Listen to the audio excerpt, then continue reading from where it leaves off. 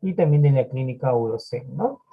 Eh, en esta oportunidad, pues vamos a tratar un tema que revierte importancia no tanto por la frecuencia en la que se presente esta enfermedad, por la prevalencia de esta enfermedad, sino más que todo porque un diagnóstico oportuno y adecuado va a prevenir que el grupo poblacional que es afectado con esta patología, pues pueda salir eh, bien librado de esta enfermedad, ¿no?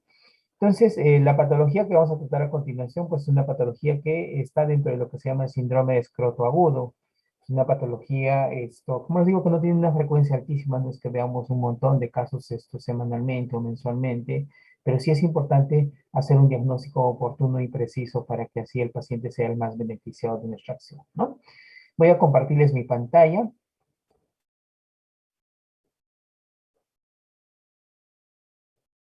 Muy bien. Entonces, ahí tienen el tema es torsión testicular, ¿no?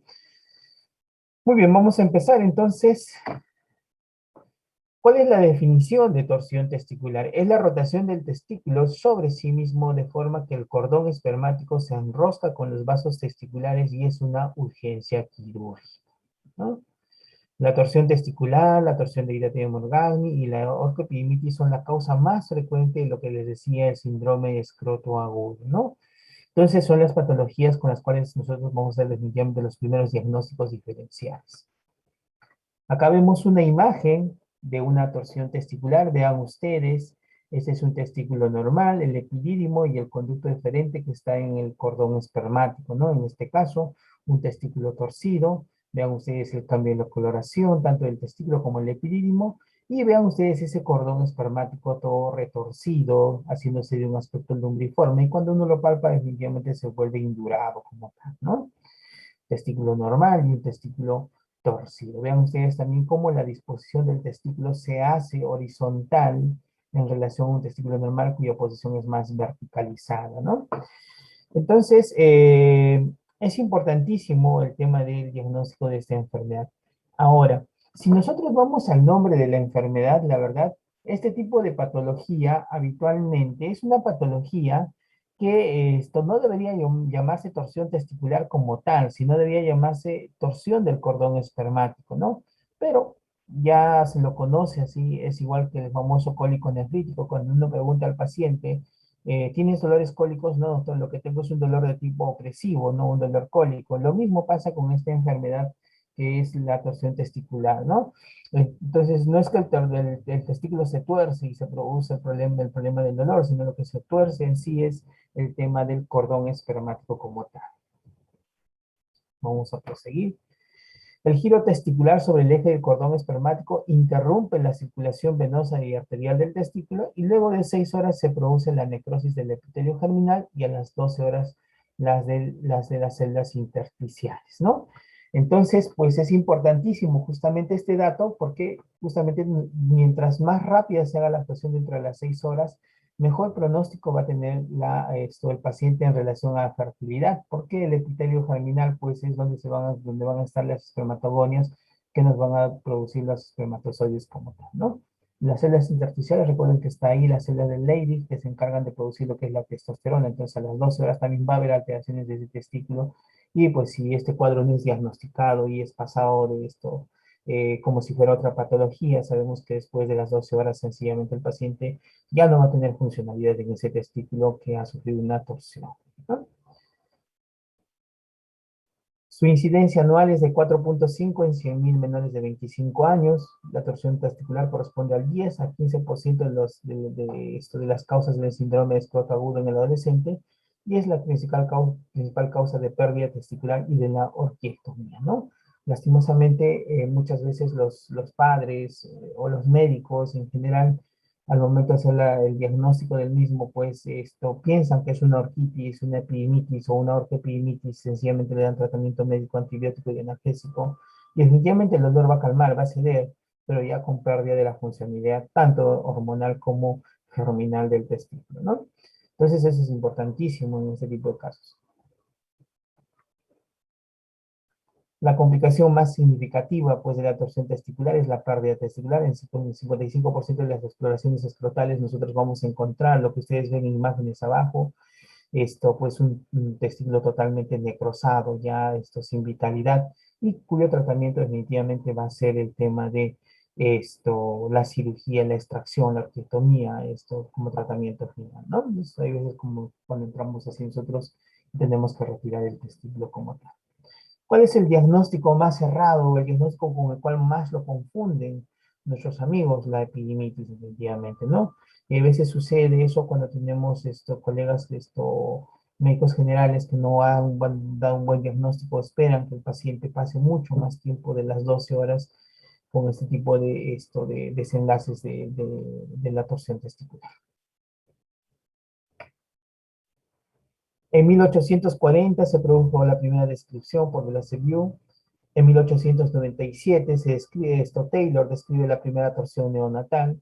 En 1907 R.B. Russell hace una publicación, la primera publicación de lo que es torsión testicular. En 1922 Coles también da el reporta el primer caso de la torsión del apéndice testicular. En 1973, Nadel estudia como examen de diagnóstico de la torsión testicular la gamografía escrotal, siendo este estudio de la gamografía el estudio más específico y más sensible para el diagnóstico de lo que es torsión testicular, ¿no? Pero pues como estudio es un estudio caro, es un estudio que no lo vas a encontrar en las emergencias de los hospitales, es un estudio que requiere mucho aparataje, personal muy entrenado, por lo tanto, habitualmente no lo hacemos, pero ustedes deben saber, como ya vamos a ver en las posteriores diapositivas, que es definitivamente uno de los exámenes más importantes para el diagnóstico de torsión testicular, ¿no? En 1975 se hizo, se usó el ultrasonido escrotal Doppler para lo que es el diagnóstico de la torsión testicular. Vean ustedes, acá nomás cerquita, 1975, ¿no? No es un estudio de la ecografía Doppler que ha sido desde hace muchísimo tiempo, pero ya pues el estudio ecográfico Doppler es un estudio sencillo, rápido, donde la mayoría de gente no necesita una mayor preparación y que nos ayuda definitivamente al diagnóstico de lo que es la ecografía de la torsión testicular. Una de las cosas importantes, que siempre hay que tener en consideración es por qué se produce la torsión testicular, por qué en algunos sí y en otros no.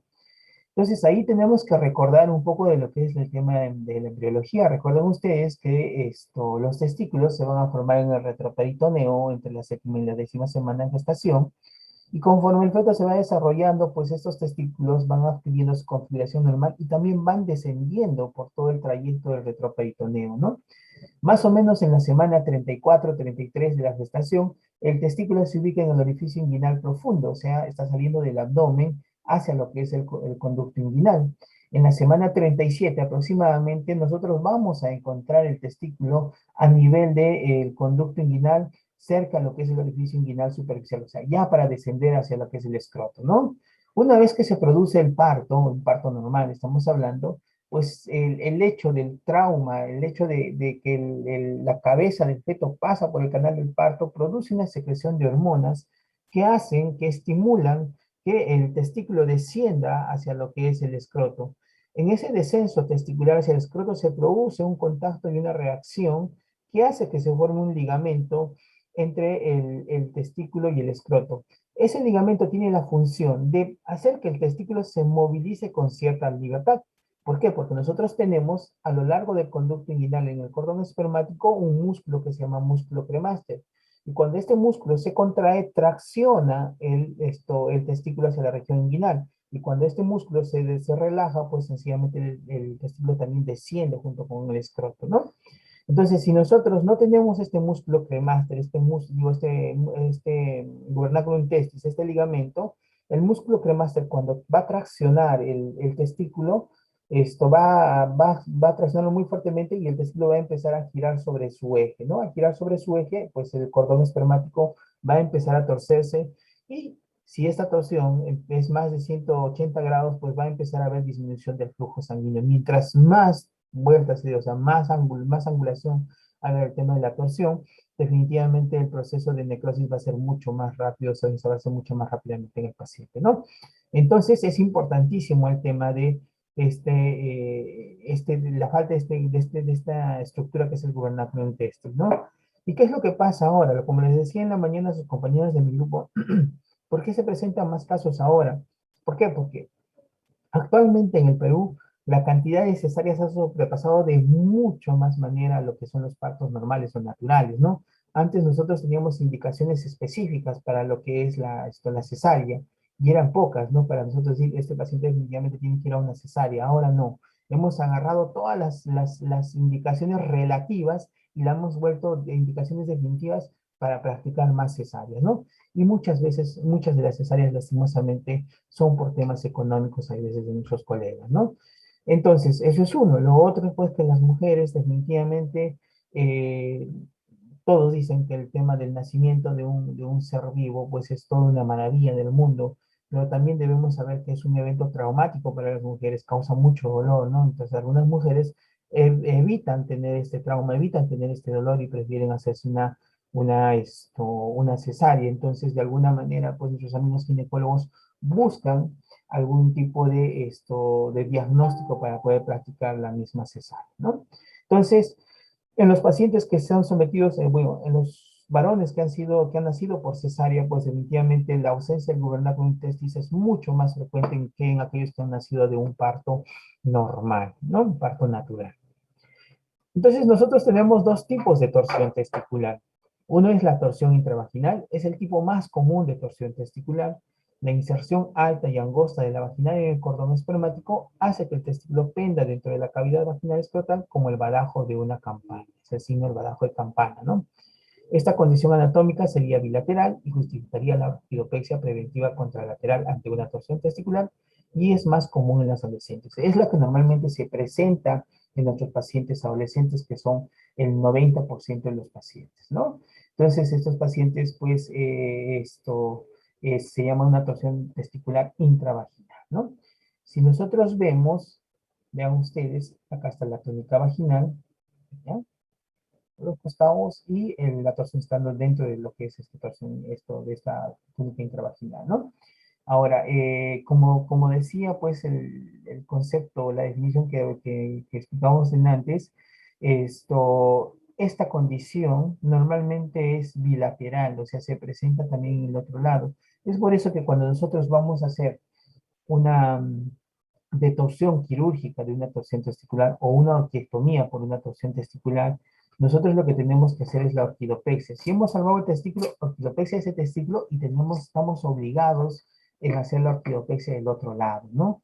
Entonces es una obligación. El no hacerlo puede ser esto catalogado como una negligencia de parte del médico. Y a veces ha ocurrido alguna vez, por lo menos a mí en una oportunidad, paciente que ha sido operado por nuestros amigos cirujanos pediatras de una torsión testicular, le salvaron el testículo, le hicieron la orquidopexia de ese testículo y sencillamente a los 3 meses hace torsión testicular, pero del otro testículo. Y cuando uno investiga, cuando uno pregunta a la familia, le dijeron por si acaso si el otro testículo estaba afectado, no, doctor, no nos dijeron nada.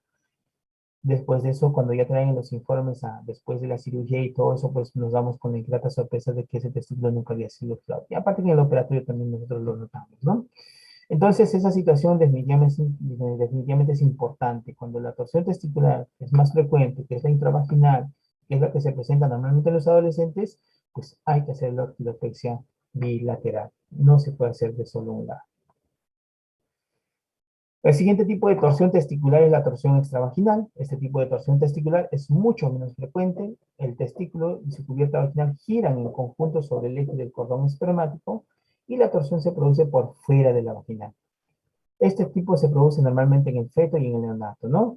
En el feto y en el neonato, la superficie exterior de la túnica vaginal no es adherida a la pared escrotal y esto permite la rotación extravaginal.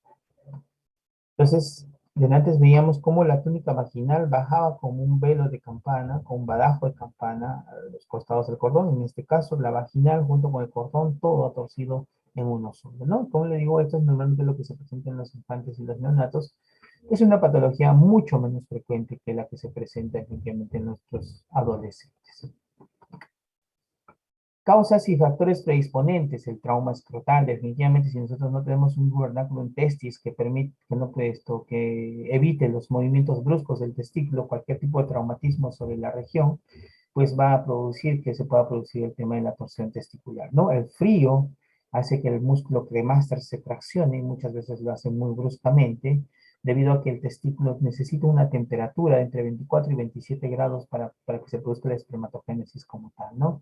La actividad deportiva intensa, la excitación sexual o el coito, hay veces hay torsión testicular por el coito, a mí me llega un paciente a la emergencia, la criptorquidia, ya recuerden que la criptorquidia es la falta de descenso testicular, entonces pacientes que han bajado el testículo posteriormente, pues no han formado gobernantes, sencillamente esos pacientes van a ser más susceptibles de tener un tema de torsión testicular, ¿no?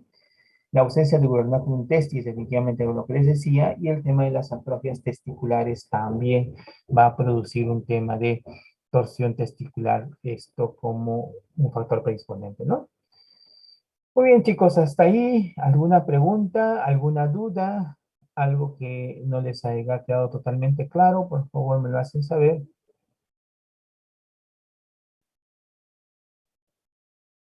Ok, seguimos entonces.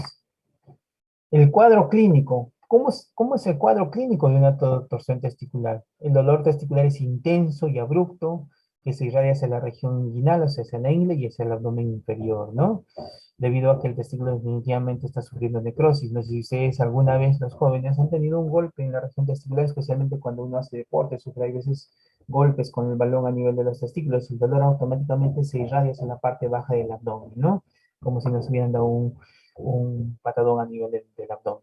Entonces, eso es importante. Puede haber náuseas, puede haber vómitos como síntomas vegetativos. El hemiescroto está aumentado de tamaño con flogosis progresivo, o sea, va poco a poco volviéndose eritematoso con paso de las horas. Y el tejido celular subcutáneo también se vuelve hematoso, ¿no? A veces uno piensa que está todo hematizado, como si estuviera reteniendo líquidos, ¿no? Otra de las características que vamos a ver en el cuadro clínico del paciente es que el testículo está ascendido, está más pegado hacia lo que es la región inguinal y se puede ubicar en forma transversal, ¿no? El escroto del testículo normalmente está en forma vertical, entonces nosotros observamos un poco transversalizado ese testículo en lo que es la torsión testicular, ¿no? El reflejo cremasteriano está ausente, ¿no? Recuerden que el reflejo cremasteriano es la estimulación de la región interna de los muslos, eso habitualmente tracciona el testículo hacia la región inguinal. Entonces, en este caso, en lo que es la torsión testicular, sencillamente no encontramos reflejo cremasteriano. Y el signo de Pren es negativo. ¿Qué es el signo de Pren? El signo de Pren es cuando nosotros ascendemos, levantamos el testículo hacia la región inguinal. Si nosotros al hacer esa maniobra de ascensión del testículo hacia la región inguinal, el dolor desaparece o calma, pues sencillamente estamos ante un signo de Pren positivo que nos hace pensar en una orquitis, en una epidimitis o una orcoepidimitis, ¿no? Pero si en cambio el dolor no calma o se vuelve más intenso, estamos más bien ante una situación de una torsión testicular. Ahora, eh, hay un último review que salió hace como 3 años antes de la pandemia, donde hablaba mucho sobre estos signos, el reflejo cremasteriano y el signo de Pren, como signos clínicos, patognomónicos y de certeza de torsión testicular. Y lo que finalmente se vio es que no, si bien es cierto que son muy sugestivos, no son totalmente específicos de torsión testicular. Esa es la palabra, específico de torsión testicular. Entonces tienes que tenerlo en consideración, sí, tienes que saberlo, sí, pero no necesariamente significa que es la presencia de alguno de estos signos, pues significa torsión testicular. Muy bien, entonces acá vemos algunas imágenes. Este es un testículo aumentado de volumen. Vean ustedes en relación al del lado izquierdo. El del lado izquierdo en este caso está aumentado de volumen. Lo mismo acá, ¿no? Está aumentado de volumen. Y van adquiriendo cierta horizontalización esos testículos, ¿no? El diagnóstico definitivamente es clínico primariamente, no un dolor agudo en un adolescente que empieza en forma rápida y si tiene algún antecedente de movimiento brusco, traumatismo sobre la región genital, pues definitivamente ustedes tienen que sospechar en la presencia de una torsión testicular, ¿no?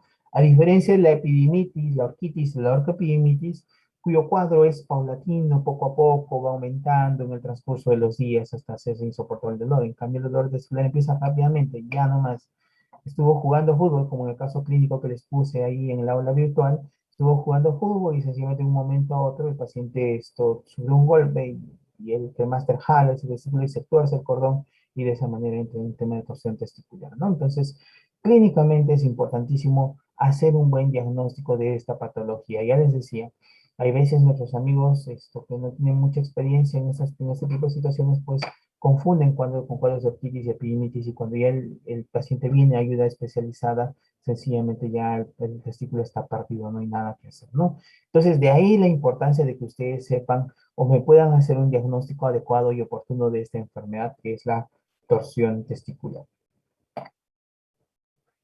La ecografía Doppler testicular como examen de diagnóstico definitivamente es importantísimo. Si en su centro hospitalario donde ustedes van a estar trabajando, ejerciendo la medicina, tienen un consultorio de ecografía y donde hay un Doppler o hay un personal que les puede hacer el estudio de ecografía Doppler, ustedes pueden hacerlo, háganlo, es muy buenísimo, es un buen estudio que les va a ayudar en el tema del diagnóstico de torsión testicular, ¿no? Detecta la alteración del flujo de sanguíneo a nivel testicular, asociado a variaciones del tamaño y de la prudencialidad en el testículo afectado, ¿no? Entonces, siempre es importante que la ecografía lo comparemos con el lado contralateral. Tenemos que hacer el lado afectado y el lado normal. Entonces, comparamos y vemos cómo está el flujo, ¿no? Si definitivamente está disminuido o está ausente, que nos hacen pensar en una torsión testicular. ¿Listo? Acá vemos, perdón, imágenes, este es una ausencia total de flujo, no hay nada de flujo a nivel de lo que es el testículo. Y esto, acá hay es una torsión parcial, o sea, el cordón se ha girado menos de 180 grados, 90 grados, 40 grados, y hay presencia de flujo parcial, ¿no? Entonces acá hace un comparativo, una ausencia total del flujo y acá un flujo normal Doppler, ¿no? Entonces acá estamos, pues, estamos ante una torsión testicular. La gamografía, como les decía, con Tecnesio 99, pues en la torsión testicular existe una disminución o ausencia de la actividad radioisotópica en el testículo afectado y hay un aumento en los tejidos escrotales peritesticulares, ¿no? Secundarios al edema que se producen por esta patología. Es el examen de mayor sensibilidad y especificidad en el diagnóstico de torsión. Como les decía, ¿cuál es el problema de la gamografía? No lo tienen en las emergencias, es caro y requiere mucho aparataje y mucho personal instruido adecuadamente para hacerse este estudio, ¿no? Nuestros colegas de medicina nuclear, pues son los que hacen los estudios de gamografía. Entonces, no los hacemos, nunca he visto hacer en los hospitales que he rotado tanto acá en el Perú como en el extranjero, que se haga el estudio de gamografía como estudio de diagnóstico para para torsión testicular. Pero de todas maneras tenemos que saber ese pequeño detalle, ¿no? Entonces, lo que vamos a ver es esto, ¿no? Una ausencia de de la actividad radioisotópica en el testículo y un aumento en la parte periférica por el edema que se está produciendo. Entonces, ese famoso ojo de toro, ojo de buey o el signo de la dona, ¿no? Entonces, eso es importantísimo para el diagnóstico de torsión testicular gamma-gráfica. El diagnóstico diferencial de esta enfermedad lo vamos a hacer con otras patologías como la epididimitis, que es la inflamación del epidídimo, la orquitis, que es la inflamación del testículo, los tumores testiculares, trauma testicular, las hernias inguinales o hernias inguinescrotales y los hidroceles o la presencia de acumulación de líquido alrededor del testículo, ¿no? Entonces son los diagnósticos diferenciales que tenemos que tener en consideración en esta patología. Tratamiento. La presentación clínica compatible con torsión testicular pues obliga a la cirugía inmediata, ¿no? No necesitas hacer estudios de perfusión testicular, especialmente si ya estás en los tiempos límites de las 6 horas que nos permite actuar esta patología, ¿no? La posibilidad de torsión y reperfusión testicular depende de que el tiempo transcurrido sea menor de 12 horas, ¿no? Aunque las mayores probabilidades de recuperar el testículo están en las primeras 6 horas. Si habíamos visto que después de las 6 horas ya hay lesión del epitelio germinal y esto, a partir de las 12 horas ya hay lesión de las células intersticiales del testículo, ¿no? Entonces, hay que actuar inmediatamente. Y la cirugía, pues, definitivamente es una buena opción.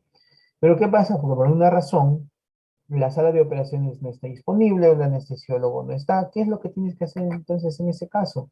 Empiezas con una medida temporal que es el tema de la detorsión manual. No puedes hacerla en la camilla, donde está el paciente, en emergencias, y sencillamente pues es esto, girar el testículo en sentido contrario. Vean ustedes cómo se gira en sentido contrario, ¿no?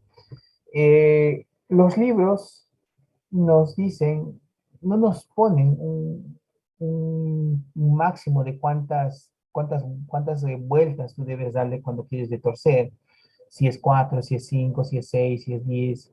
En todo caso, nosotros lo que hacemos normalmente son 3 vueltas, porque normalmente hemos encontrado hasta máximo 3 vueltas del cordón espermático, ¿no? Tres torsión, tres vueltas de torsión. Entonces damos 3 vueltas y con eso no hemos tenido ningún problema, ¿no? Y la verdad, la tasa de repercusión, la tasa de éxito con esta maniobra de torsión manual es muy alta, ¿no? 68-86% según lo que es la literatura, y nosotros más o menos estamos bordeando el 60% de éxito con la torsión manual, ¿no?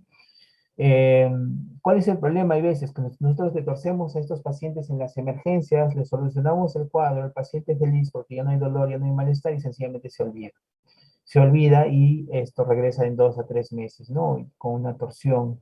Y como sabe que en la terapia quirúrgica muchas veces el paciente se asusta y ya no quiere venir a la emergencia y ya vuelve con más de 24 horas de evolución, donde lastimosamente ya el tratamiento es la orquiectomía o el retiro del testículo, ¿no?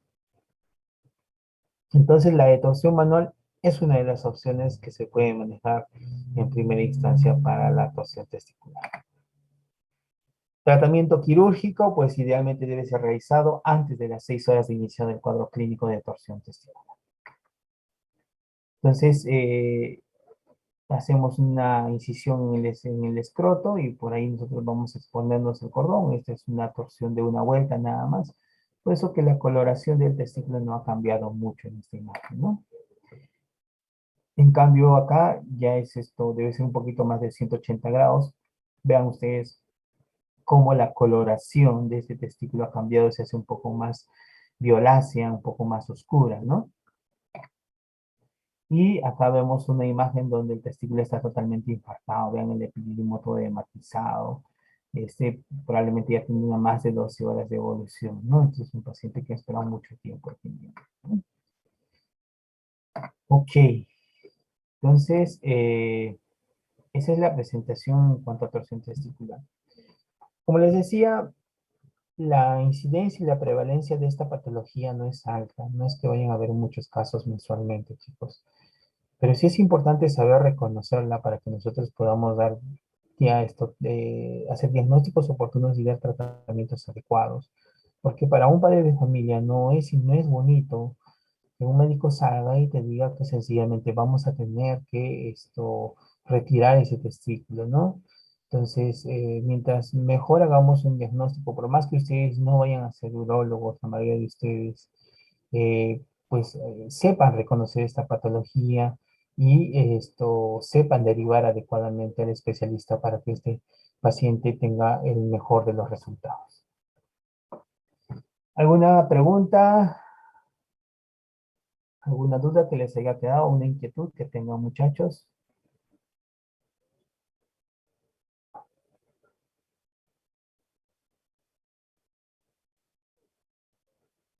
Doctor, ¿la diferenciación entre una torsión intravaginal y extravaginal tiene alguna repercusión en lo que es el manejo del paciente o es indiferente?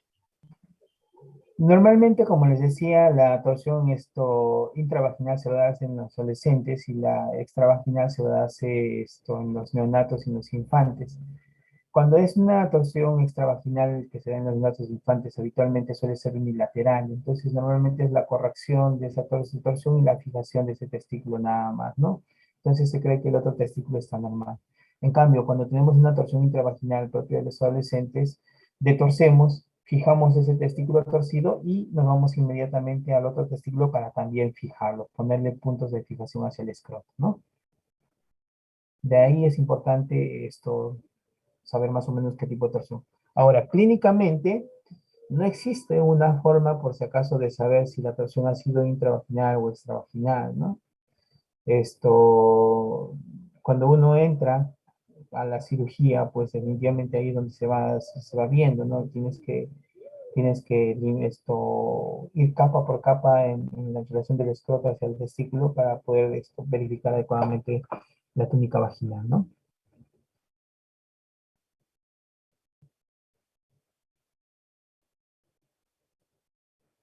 ¿Alguna otra pregunta, muchachos? Bueno, no es un tema complejo, torsión testicular, es solo que ustedes sepan los conceptos básicos. Población afectada, a adolescentes primordialmente, puede estar, también producirse en niños, puede producirse en infantes, sí. Causa principal, ausencia de con testis, ¿ya? Esto, en quien se produce principalmente es en los que han nacido de cesárea, que me imagino que son la mayoría de ustedes. Esto, ¿y qué pasa si su compañera, una de sus compañeras de mi grupo en la mañana me decía, doctor, ¿y puede haber torsiones testiculares que se resuelven espontáneamente? O sea, yo estoy tranquilo, estoy jugando un partidito y ¡prua! Me da un pelotazo con el balón y siento dolor y al rato se me pasó. No, entonces, o sea, ¿puede ser una torsión? Sí, definitivamente sí, ¿no? Las personas que tienen testis, no tienen testis, pues tienen una patología que se llama testículo móvil o testículo en ascensor, ¿no? Entonces, cualquier tipo de temperatura, traumatismo, golpe sobre la región testicular va a hacer que el cremaster jale bruscamente y ese testículo va a sufrir una rotación parcial del cordón con una disminución del eje, pero que no va a producir isquemia, pero sí puede producir liberación de prostaglandinas que causen dolor, ¿no? Interferón y ese tipo de situaciones. Entonces, eh, eso puede producirnos dolor. Entonces, ¿qué es lo que hacemos automáticamente nosotros cuando sentimos ese tipo de dolor? Lo que hacemos es sobarnos en la región inguinal, dirigiéndonos hacia la parte del escroto. ¿Y qué logramos con eso? Que el cordón, que el músculo cremaster sencillamente se relaje y de esa manera suelte el testículo y se produzca una torsión espontánea, ¿no? Entonces, cuando tenemos ese tipo de pacientes, ¿qué es lo que nosotros les recomendamos? Nosotros les recomendamos que tengan que usar los calzoncillos tipo boxer, ¿no? Los que tienen la parte de la pretina que va hacia el testículo un poco ajustada para que el testículo se movilice lo menos posible. Y si ellos van a hacer algún deporte como fútbol, básquet, natación, lo que quieran, tienen que usar los calzoncillos suspensores, ¿no? De esa manera pues el testículo se va a movilizarse menos y definitivamente menos posibilidad de que el cremato se contraiga muy fuertemente y produzca la torsión del cordón, ¿no? Entonces, existe definitivamente esa patología que es el testículo móvil, donde se va a dar torsiones parciales que van a disminuir el flujo, pero no van a producir necrosis del testículo.